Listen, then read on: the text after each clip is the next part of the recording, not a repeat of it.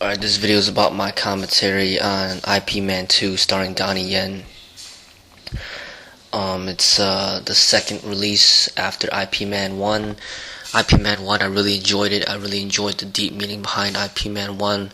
This one, number 2, it wasn't as enjoyable for me, but it was still a pretty decent movie. And for me, when I look at a movie, martial arts movies and movies in general, the fight scenes is not all that important to me. What's really most important to me is the meaning behind it and why they're fighting and whether or not they're upholding like the true values of the martial arts and whether or not they're educating the public in a good way. And the fight scenes, in IP Man 2 are pretty good. They're pretty decent. Donnie Yen, I believe he's a good martial artist, and it seems that he's been training, for many years. He's not just somebody that's posing as a martial artist, and he is representing something that's deeper in the martial arts. And most of the movies that he is in, he's trying to portray, some good values and some true values in the martial arts. As far as IP Man 2 is concerned, as far as the meaning behind it, I do not think it's as good as the first one.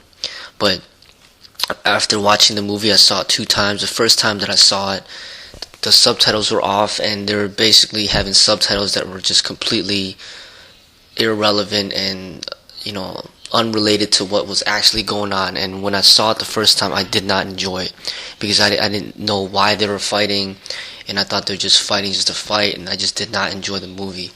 But the second time I saw it, the subtitles were correct, and I did enjoy the movie a lot more. But still, I feel that it was not as good as the first one, and I'm going to state my reasons why.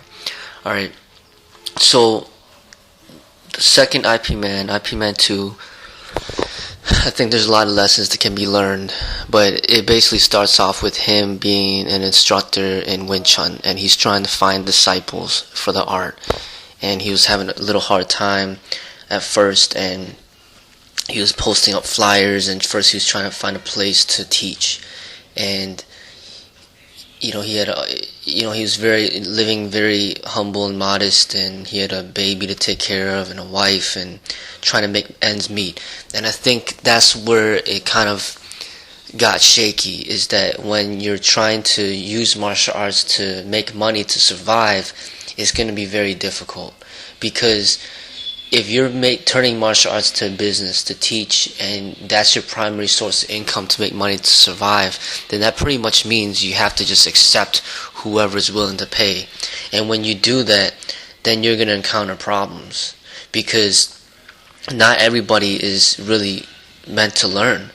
And if you teach people that aren't ready to learn or aren't meant to learn, then you could cause more harm to society. Okay, but what ended up happening was some students that were interested in learning came to him, and one of the guys came and wanted to see how good he was. So he told him, if you want to accept me, or if you want me to be your student, then let me spar against you to see how good you are. Then if you could beat me, then I'll be your student. And then Yip Man, or Donnie Yen in the movie, decides to spar against him. And I didn't really have an issue with that, but the way that Yip Man was doing it, or Donnie Yen was doing it, was that he would spar against the guy, but he wouldn't hurt him. He just hold his punches back just to show that that he can that he knows what he's doing, and that there is much that can be learned. But the student was still very egoistic, even though he couldn't accept the fact that Yip Man was at a much higher level and that there was much to learn. And the student kept going further and further, and basically kind of forcing Yip Man to just hit him a little bit. And I guess the guy's nose started bleeding and stuff like that. And the whole thing about it was that Yip Man had very good control. At first he didn't hit the guy at all, just to show him, that there was no competition. It doesn't matter, how good the student thought he was.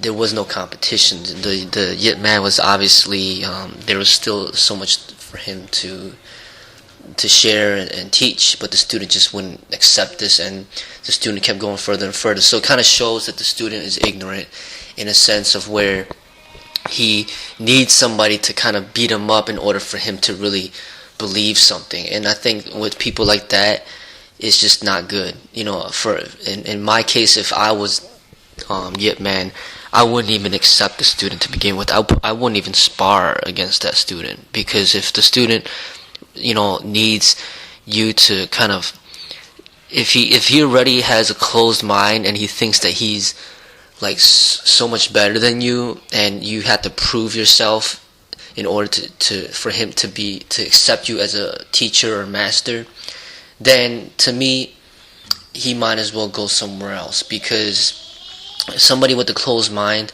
means he's not ready to learn.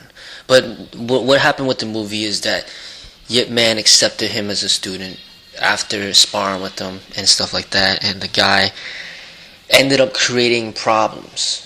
As he was teaching the guy would use the techniques on rival schools and rival people, or like other schools and other people, and then create more problems for Yip Man, to the point where the guy was sparring against a student from another school, and then he hurt the guy, and then they ended up kidnapping Yip Man's student, and Yip Man had to go back to rescue the student.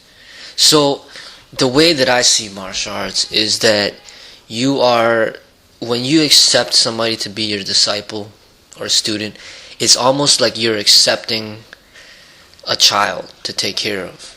Like, you really have to put a lot of time in which to help develop this child and help them grow. And the more you accept, the harder it will be to have quality disciples. Just like if you have a lot of children, it's going to be harder to raise the children in the right way, to support them in all aspects of life, no matter it be financially, emotionally, just everything, intellectually, everything they need to be successful in life. It's going to be harder because you have more. The fact of the matter is, every disciple takes a lot of time and commitment from the master and instructor in order to develop them to be to their best potential.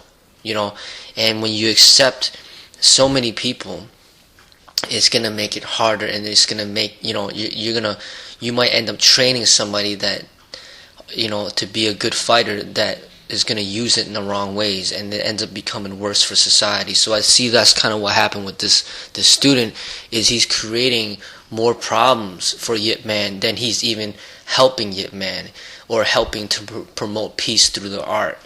Now he's making Yip Man go and bail him out, and making Yip Man have to fight like a gang of people just to rescue him, when he's the one who got himself in trouble, and now he drags the whole school, and he drags Yip Man into this problem that he created. So I see that in real life, it would have been better to not even accept that disciple to begin with, because then he wouldn't have got into all that trouble. Okay, so that was one part of the movies, and I understand it's a movie, and they're trying to figure out ways to give a reason of why to fight and stuff like that. But when I analyze it, this is my thoughts about it. A lot of times, in order to make a martial arts movie, you have to come up with some reason to fight, and most of these reasons, a lot of times I see, is not justified. It's just kind of just to make a reason so then people could fight, and then people could be entertained. But like I said, when I watch martial arts movies, I look a lot deeper than just the fight scenes. I look to the reasons of why people are fighting, and whether or not that they're upholding something good. Okay, another thing I noticed is that, and it's very prevalent in this movie, they had all these different schools, all these different masters, and they all practiced all these different styles, and masters thought that they were better than other masters. Schools and students and disciples thought they were better than other schools